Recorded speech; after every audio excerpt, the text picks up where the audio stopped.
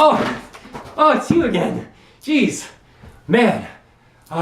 Just wanted to let you know that as I go on with these speeches, right now I'm using, just because of the camera that I'm using, I'm a little bit limited as time, but it's okay, I'm breaking up all my ideas into segments. I thought I was out of time, so I called an end to it, but this is the next part of my speech.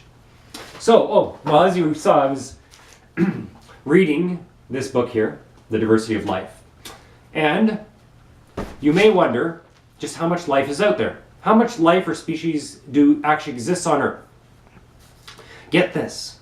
As many as 8.7 million forms of life exist on our planet, but this number keeps growing. So this is just the latest census of what we have. Approximately 3/4 are invertebrates. This probably wouldn't surprise a lot of people. And they actually exist on land, and most of these are insects. Most are found in rainforests. But the truth is we really do not know how many life forms truly exist. New animals and plants and forms of life are constantly being discovered, especially in the rainforests and oceans of the world.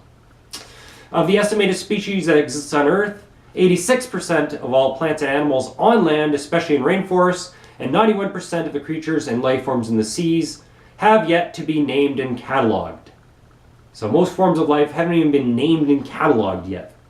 The tragedy, of course, is that we are causing the extinction of life, even as we are constantly discovering new and amazing forms of it. This is the tragedy of the times we are now living in. And finally, the estimates of the sum total of life may range up to and beyond 100 million life forms. 100 million.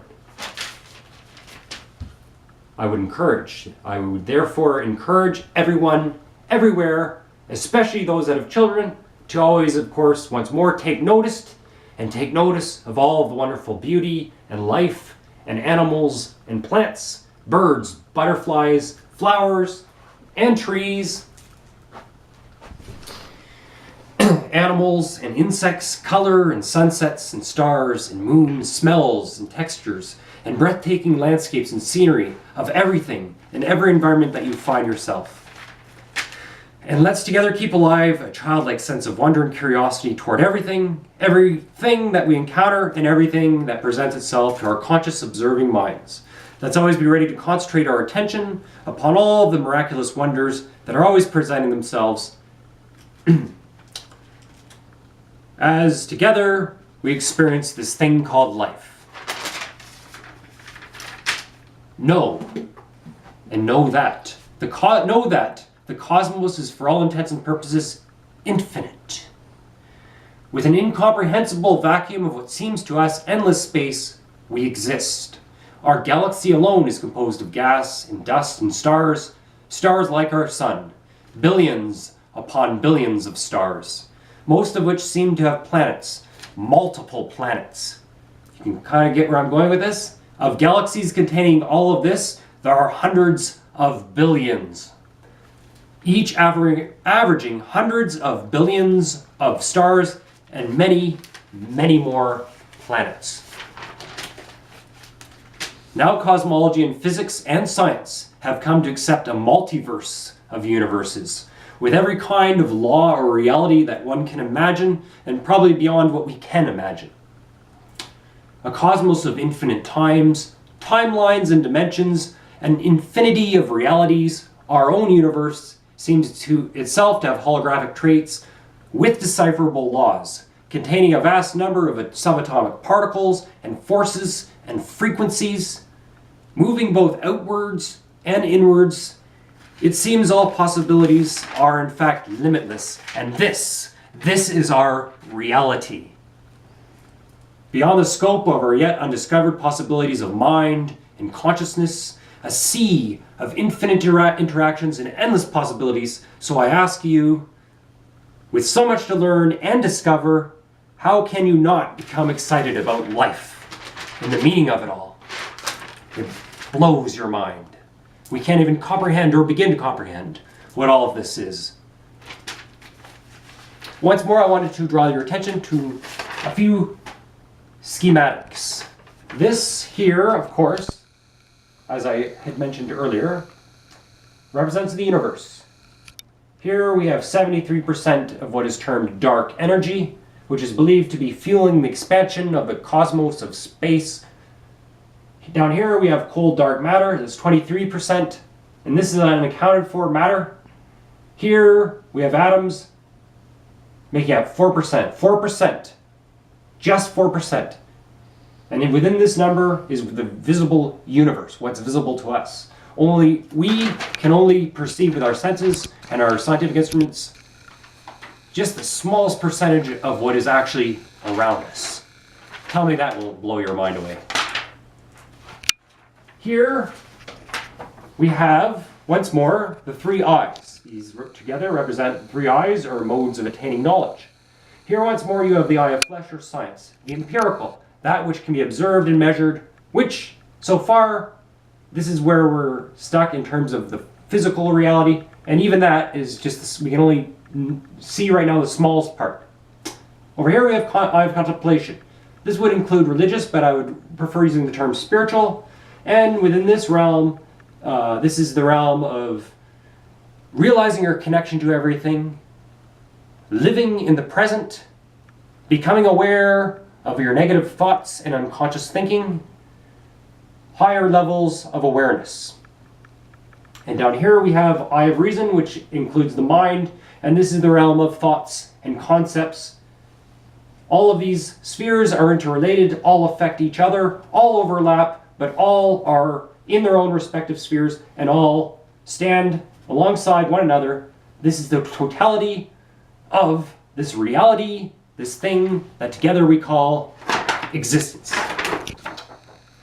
Here is the same kind of schematic diagram. Once more, eye of flesh here, realm of science, empirical observation and measurement. Here, eye of contemplation, spiritual, our connection to everything, living in the present, higher levels of awareness. Eye of reason down here, mental concepts, the realm of thinking. And in between these three spheres, and incorporating a lot more than what these spheres presently know, I would venture is the metaphysical or paranormal. A word on paranormal phenomena. Paranormal phenomena go back to the dawn of man. Paranormal phenomena happen to everybody at some point in their lives. These events are happening all the time. It's basically things unexplained, related to our consciousness, reality, existence, how our consciousness interacts with everything around us. In terms of paranormal things, are there people that pretend to have abilities or fake things? Are there charlatans, illusionists, people playing hoaxes? Of course there are. People do this everywhere. However, paranormal phenomena go far beyond that, and not everything can be accounted for or explained away in terms of hoaxes. All of us have had strange occurrences and things related to our mind that we can't explain. So much is unknown. That's the realm of the metaphysical or paranormal. Remember, we only use 5% of our brains, and it is my belief that many people often, either accidentally or eventually consciously, can get beyond that. And, how utterly mind-blowing it is. The miracle of us.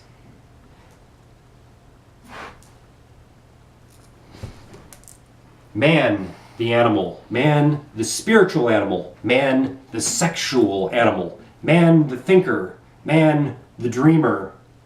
Man, the animal who's become and evolved a higher consciousness, a self-awareness, an ability to think in abstract terms. Man, the creator and the inventor, a new form of life, a being that can use its imagination. You know, there was a man who knew the power of the human imagination, one of the most brilliant minds ever to have lived. To quote or paraphrase and repeat this great thinker, he said, "Imagination is everything." And you may ask, just who was this great thinker? His name? Why, his name was Albert Einstein. Look deeper. Let's all remember to look deeper and see below the surface. Let's all learn together, learn to look at the inner beauty and love inside a person. Learn to truly see a person or a thing. and not be blinded by our own fears and anger and ignorance. And all of the negative and harmful traits that unfortunately many of us might have learned when we were growing up. For these insecurities and fears are often passed on to us when we are young and growing up and maturing. And they are sometimes passed on to us by parents or guardians or teachers or older siblings or other children or adults, who of course learn these things themselves. All these things are learned. And so it follows from the past. And yet, all of us, indeed any one of us, can now become conscious and can become the one to open our hearts and our minds and break free of these terrible cycles and patterns. And this is how all of us, as a race, can be a part of the spiritual evolution of ourselves and others.